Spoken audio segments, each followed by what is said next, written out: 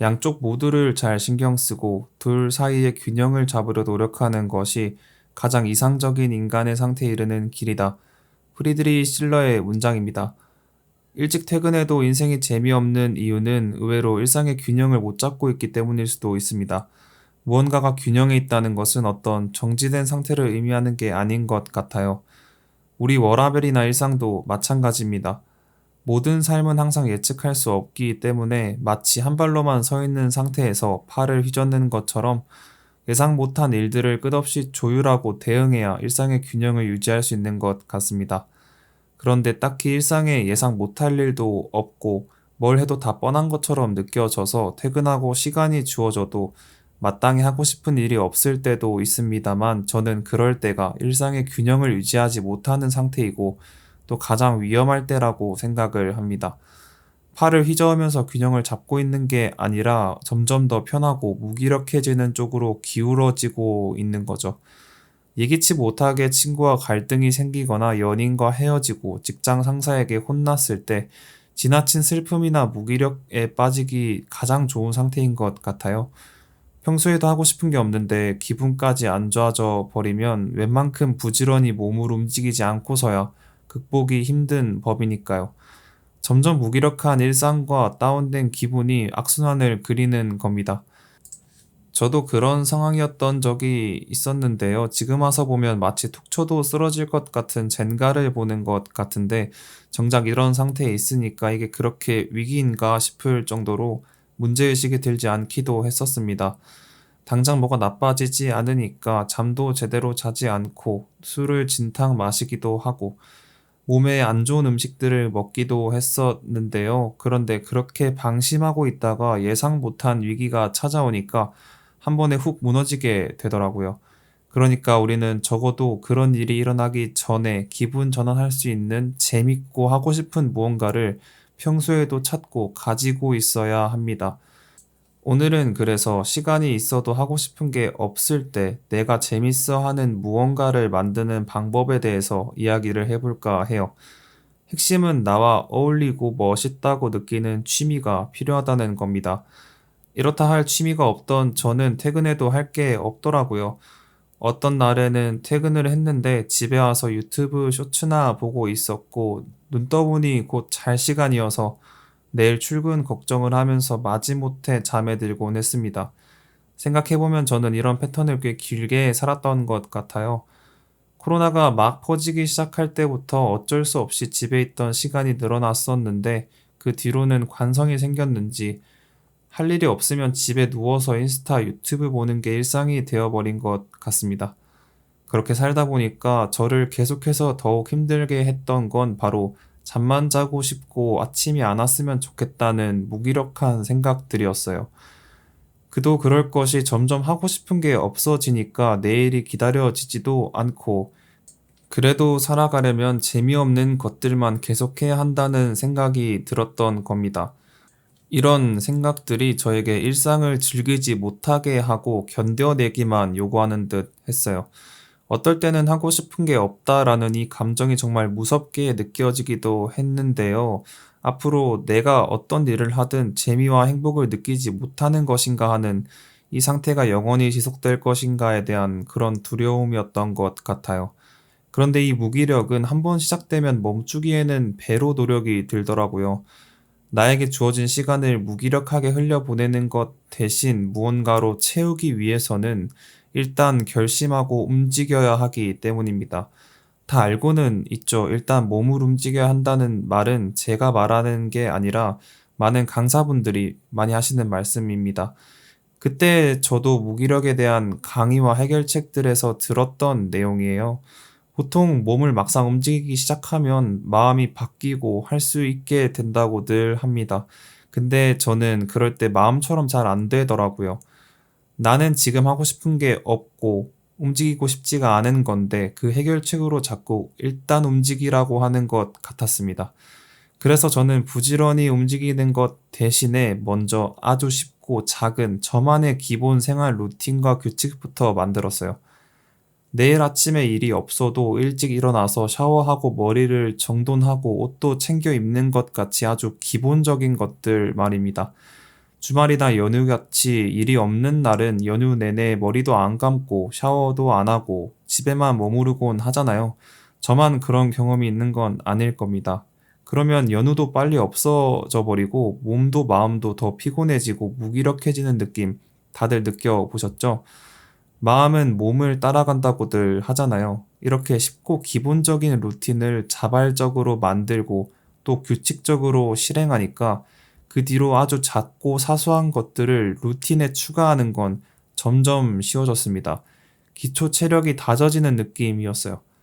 어떤 것을 자발적으로 끝까지 완수한다 라는 일종의 고양감이 다음 것을 실행할 활력 정도는 금방 만들어졌던 것 같습니다.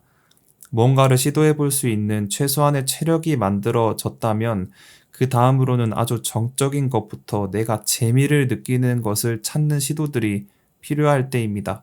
좀 전에 저는 예상 못한 위기 속 균형을 잡기 위해서는 내가 재밌고 멋있다고 느끼는 취미를 찾아야 한다고 했는데요. 찾는 방법에 대한 힌트는 우리가 어렸을 때로 돌아가면 생각보다 쉽게 찾을 수 있습니다. 우리는 어렸을 때 무엇이든 재밌게 할 수 있는 능력이 있었잖아요. 친구랑 놀이터에 가면 매일매일 땀이 날 만큼 즐겁게 놀 수도 있었습니다. 또 학교에 가면 쉬는 시간은 어찌나 부족한지 하고 싶은 얘기가 그렇게 많았잖아요. 맞습니다. 어렸던 시절에 우리는 모두 한 번씩 모든 것이 재밌고 멋있는 게 많았던 시절을 겪었어요. 그러니까 지금 저는 우리가 재밌는 일이 하나 없고 다 뻔하게 느껴지는 이유는 어린 시절과 달라진 게 있기 때문이라는 아주 상식적인 이야기를 하고 있는 겁니다. 뭐가 달라졌는지 얘기를 한번 해보면 저는 학창 시절에 축구를 잘 못했는데요.